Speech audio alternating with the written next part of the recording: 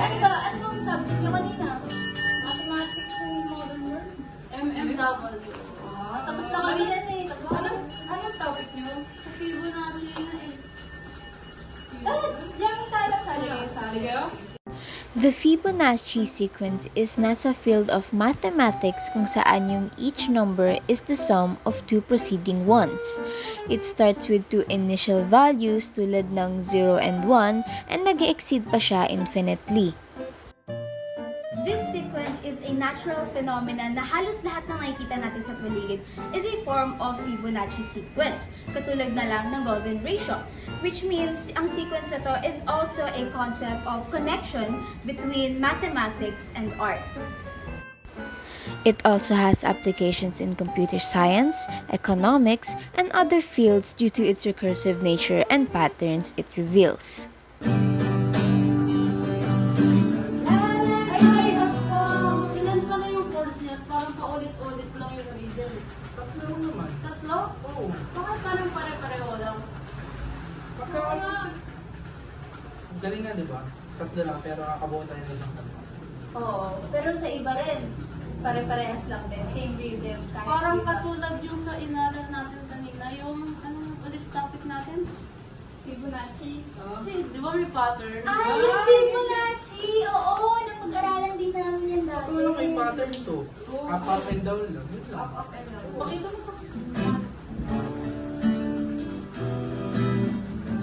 Diba? Ayun naman eh. sa tatlong chords na yun. Tatlong course na yun. Buong kanta na yun. Teka.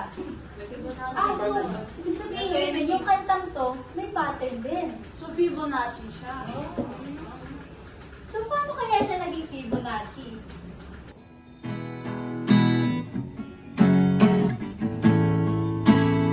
Sa pagtugtog ng gitara or instruments, meron itong pattern na tinatawag na rhythm. Ang rhythm ay isang pattern ng beat or sound na kung saan sobrang halaga sa pagtugtog ng mga instrumento para maging maganda sa ating mga pandinig. Sa gitara, para makuha mo ang rhythm ng Ang isang strumming kanta, pattern sa kanta kailangan mo 7-11 by strumming Tony or J i-swing ang mga ay lyrics sa nahahati sa string ng tatlo. gitara at sasabihin mo ng pagplaka Dahil ng ang mga buong chords kanta or ay tatlong nota. chords lamang, which is ang strumming pattern sa kanta ng 7-11 by Tony J ay nahahati sa tatlong chords ng E ay tatlo. Dahil ang buong kanta ay tatlong chords lamang, naman, which is F sharp minor, F sharp minor, up strum, and A and 1 down strum. Ang unang strumming pattern sa chords naman na A ay tatlong down strum. Ang una at pangalawang strumming pattern, which is pangalawang chords naman na F sharp minor and 1 tatlong up strum again and 1 down strum. Ulit-ulitin lang gawin ng strumming pattern sa pangatlong chords naman na A ay pinagsama ang una at pangalawang strumming pattern, which is tatlong down strum, tatlong up strum, and 1 down strum again.